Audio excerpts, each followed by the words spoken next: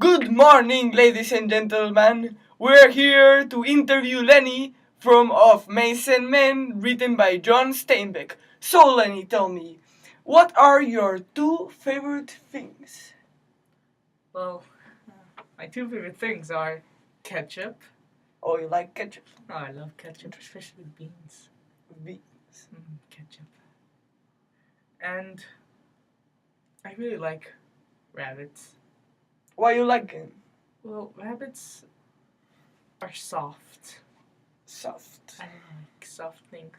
Mice's, they die quickly Cause because they bite my fingers and I crush their heads. so they too small for you, man. You're too Yes. strong. Interesting.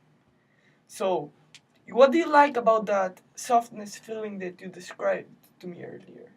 Well, it's soft, it's like nice, it's warm. You know, Interesting. And tell me, Lenny, I've read the book, it's pretty interesting. And in one part, you kind of start saying that you're going to go to the mountains and you're going to actually leave George. And because you say, if I'm so much trouble, then I'll just leave and live alone in the mountains. What why did you do that? Was that kind of a strategy to get George stop being mad at you, or what? Why did you say that? well, I said it was because George, he was mad at me. He And was. I wanted him to calm down, so I'd say that so he would feel sad for me, and I know he would not leave me up here. So you were testing him. So you are actually smart. Yes. Interesting. And I've heard some of the planning you've made in the book, but can you describe me what do you have planned for the future? What are your dreams? What things you look after apart from mice? My dreams are for me and George to go buy land and build a ranch where we'll have a small house and have rabbits. Rabbits. And I could pet them and take care of them all day long. So well, what feelings did you have in the moment you crushed Curly's hand? Well, I was scared at first because he was hitting me and I didn't know what to do. But when George kept on telling me to hit back, fight back, I started building up anger and I had enough of him hitting me, so I just grabbed his hand and crushed it. You couldn't control your anger. No, I could not. Interesting. So, what feelings did you have when you killed Curly's wife? I mean, I know you didn't do it on purpose, but how was it? Why so suddenly? I didn't want to kill her because I knew it was gonna happen, like up in the weed. When, because her hair was so soft and the dress looked so soft. So she started screaming, and I thought everyone was gonna come and attack me, so I had to make her shut up. What you're telling me right now is that you were tending her hair. It felt really soft. Really, really soft. Describe me that feeling. Well, I really like it's soft, so it's nice. You could always hold it and wouldn't Smooth. Yeah. And actually, so you just got angry at her because No. you didn't get angry at her. You were scared, I was scared and I didn't want George to get mad at me. and then I killed had to keep her quiet. you didn't mean to kill her, did No. you? Oh, you didn't. So, what if I told you that George would betray you? He would never betray me. But what if he did? I cannot believe he could betray me with our dream, whatever we have done right now. So, you cannot or do not believe that George in over any circumstance would betray you.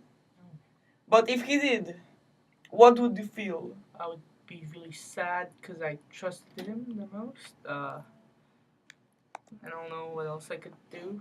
So, well, you know, that's it, and goodbye, ladies and gentlemen. This was an interview with Lenny from the book of Mason Men, written by Steinbeck here, a collegio of Franklin Delano Roosevelt. This was Lucas Carbone. Bye bye.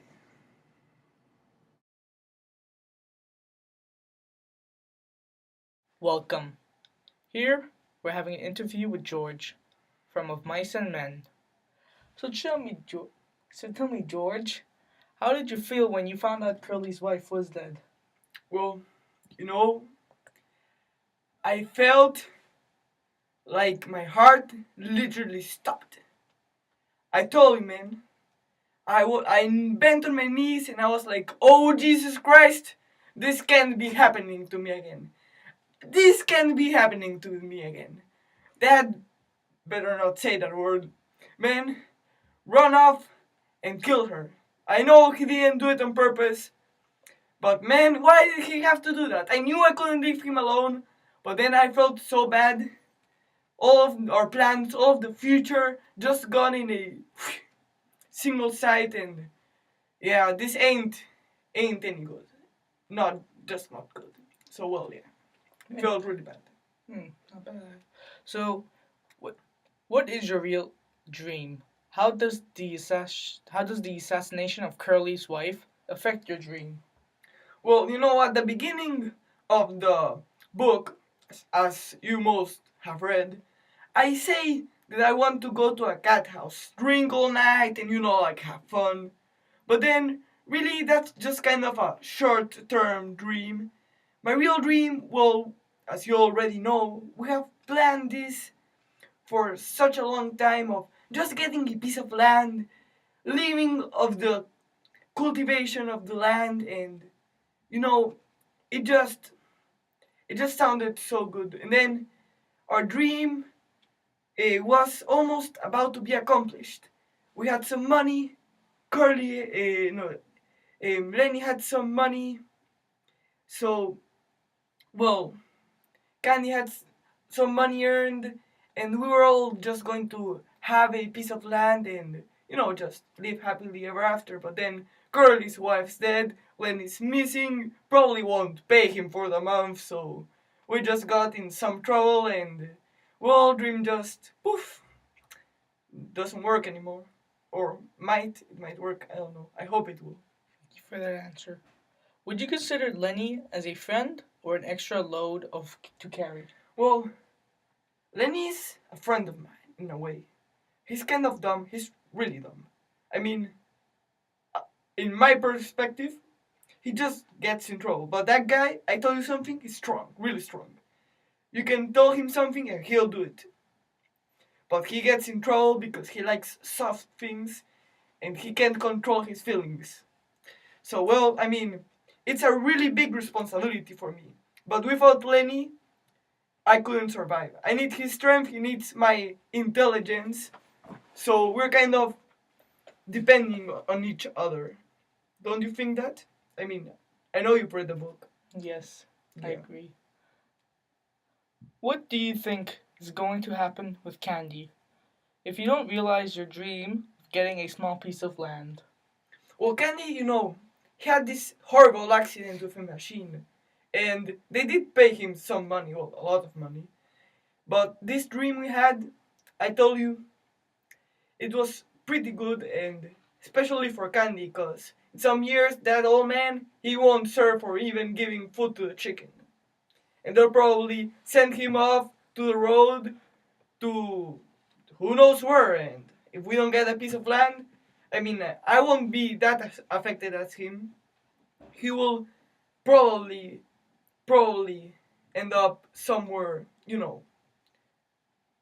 where without money and life will end for him. That's really sad. He was kind of a good friend. How would your life be different without Lenny?